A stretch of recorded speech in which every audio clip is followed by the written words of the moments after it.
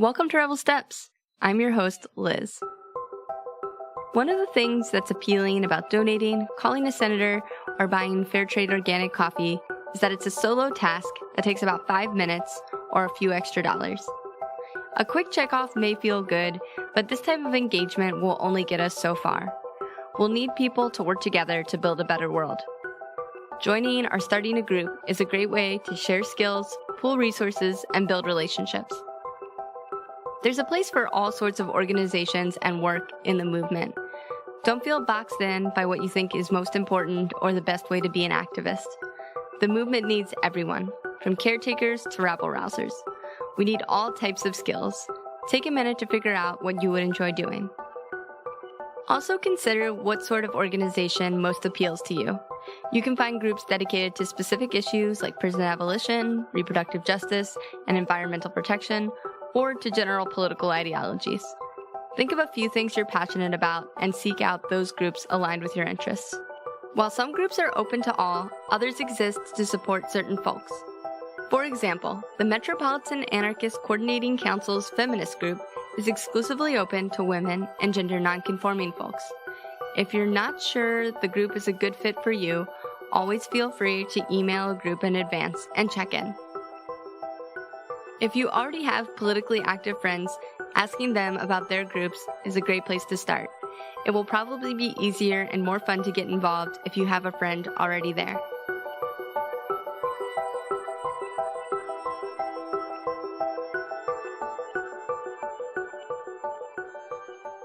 Hey, I'm Sarah. My name is Kate. Sarah and Kate are both involved with the Metropolitan Anarchist Coordinating Council, also called by its acronym, MACC.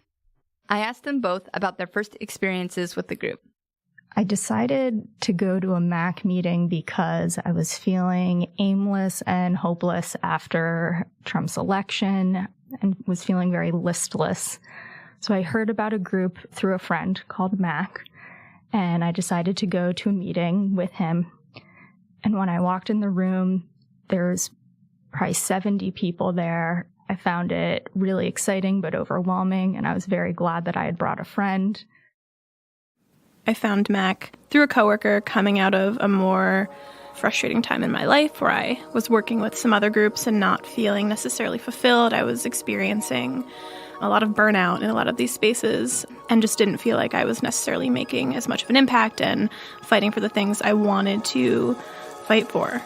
These groups weren't necessarily talking about fighting against white supremacy, institutional racism, daily heteronormativity, ingrained patriarchy. They were talking about specific things they wanted to resist against regarding the Trump administration. And I think for me, the fight is and was, at the time when I was in these groups, was just greater than that. I still feel like the Trump administration is much more of an effect of longer standing issues rather than a cause. So for me, those groups weren't necessarily focusing on a lot of the broader issues.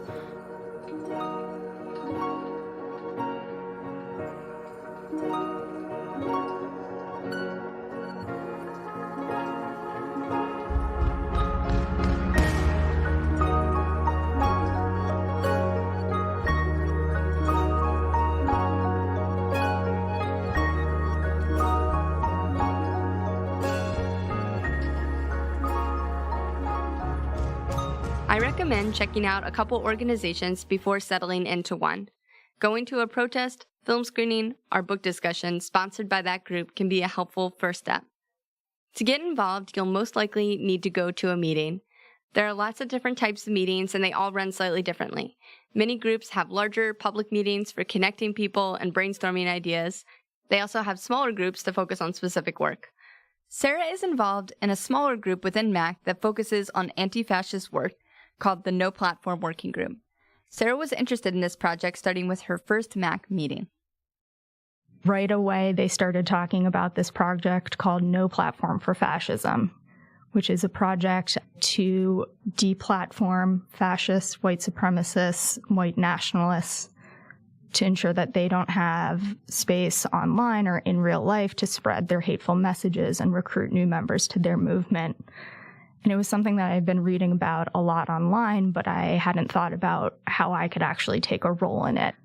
So at that time, this project didn't really have a form, so I kind of got in on the ground and just got together with a few other people who were excited about this idea and brainstormed about what we could actually be doing towards this goal. The No Platform Working Group is coordinating an ongoing campaign that's included counter demos and press. One aspect of the campaign is a plugin that encourages people to report hate speech on YouTube. Videos on the plugin have been reported over 10,000 times, and many of these videos have been removed. It's an innovative way to continue the anti-fascist struggle online. And it's gotten a lot of attention, like articles in The New Yorker and Vice's Motherboard. The No Platform Working Group is an example of a smaller group of people creating an avenue for more people to take action. The purpose of building the online tool is so that any individual can take action from home on their computer. However, the project is fueled by those of us who are getting together to strategize about the direction we want to go, the technical improvements to make, doing the research, doing media outreach, doing social media. So we do have closed meetings for those of us who are organizing that, and that is because it does require trust when you're dealing with these politically sensitive topics. But we still want to figure out ways to involve other people in this work and potentially grow kind of the core of us that are doing the work.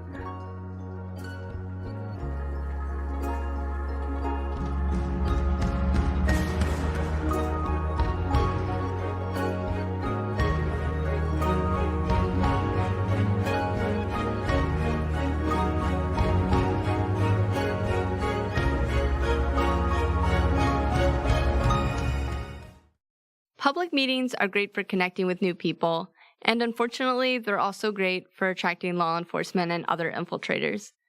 Leading up to the inauguration protest and J20 demonstrations, DC activists were surveilled with secret cameras at their meetings, with one such video leading to an arrest. Informants and infiltrators will sometimes very directly try and make a conversation go in a questionable direction in order to entrap folks. Brandon Darby, the FBI informant, is the best example of this. So we know surveillance happens from both the state and the right.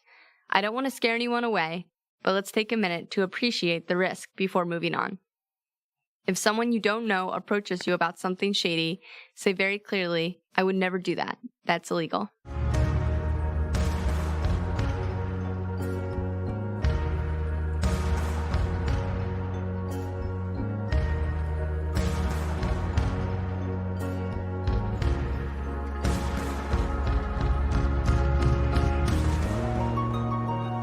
No matter how welcoming and open a meeting is, you may come away not feeling super plugged in. It will likely take more than one meeting to feel like you're part of an organization. Keep in mind that a lot of activist organizations are powered by volunteers. Here's Sarah again. I think when I was new to organizing, I didn't realize how much work it actually takes to orient new people to groups. And now that I am more experienced and on the other side of things, I realize that when folks are new to a group, having those conversations about what the group does and how it's structured and making sure to add the person to the right listservs and reach out to them about the meetings, it is a lot of work and it's important and it's valuable. But if you are new, don't be discouraged if, you put your name down for a listserv and you don't get that email right away. You may have to be a bit persistent. And that is because this is all volunteer work. People have their lives and they're doing the best that they can. So please be patient and understanding and know that your enthusiasm is valued and there is a place for you in this work, even if it doesn't go as smoothly as you had hoped. Like I talked about in our first episode, often the best way to contribute is to step up and be an organizer. Here's Kate again. It does take a level of being unafraid and doing it yourself, which can be very intimidating from the start, especially if you are more of an introverted person, which I very much am. You kind of do have to go into groups with a bit of confidence and fearlessness. You know, you have to ask people to add you to different loops and to different groups, and you have to ask a ton of questions. You really do have to do a little bit of work to figure out what you want to do and where you want to fit. I asked Sarah about her first experiences organizing, and she talked about her time at Blue Stockings, where she was a volunteer for 4 years. Blue Stockings describes itself as a volunteer-powered and collectively owned radical bookstore, fair trade cafe, and activist center. At Blue Stockings, you work a shift because it is a bookstore, so you have to run the cash register, the cafe, help out customers. And so for my first couple shifts, I was so excited and eager to get started, and I would ask my effectively shift supervisor, what should I do? Because I thought that was the way to help, was just to ask, what am I supposed to do? And he would ask me, well, what do you want to do? And at the time, I felt so frustrated and confused because I wanted to help the project and I didn't know how. And after thinking about it for a while and getting to know the space a bit better, I realized that it was a place where I could take my own initiative.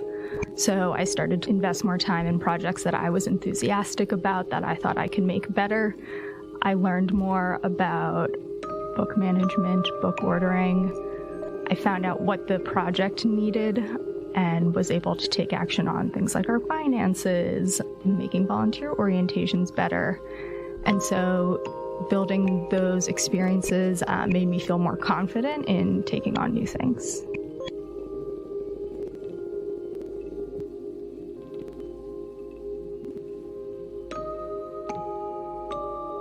Be aware of imposter syndrome, give yourself a few meetings to get acclimated if needed, but eventually you're going to need to take on that organizer role. And when you do, it may feel weird or uncomfortable. Just know that that's part of the ballgame, and it's nothing to be ashamed of. If you feel like you've committed to something out of your depth, reach out to friends and other members of the group for guidance. They'll be more than willing to share their wisdom. Lastly, remember that the success of your group is not about how big its events are or how much press it gets. Intentionally creating a supportive community is a radical political act in and of itself. It's easy to feel isolated in our current culture. The solutions offered by society are often money and achievement. By banding together, you're taking an important step to alleviate the alienation you and your friends may feel. As you move forward with your work, don't get hung up on the angry protesting or bureaucratic processes. Take time to connect with new friends, find ways to support each other, and welcome newcomers to the crew. In terms of the relationships that I've built through my organizing, most of my closest friends are people that I've met through political organizing.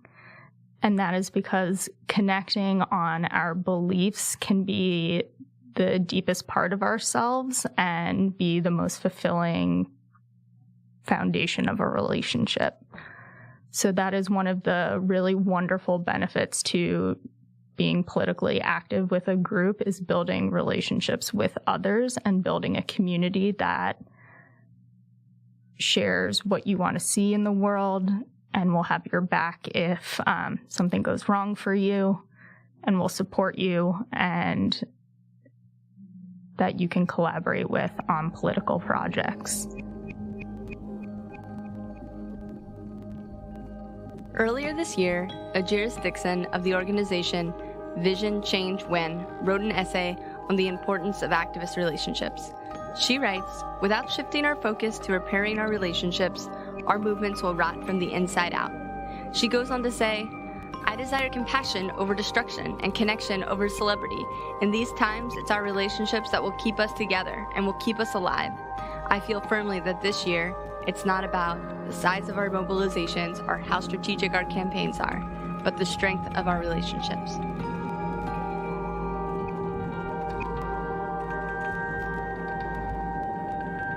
For more information on groups in New York or how to find a group near you, check out the notes for this episode at rebelsteps.com. You've been listening to Rebel Steps. I'm your host, Liz. Believe in yourself, trust one another, and get organized.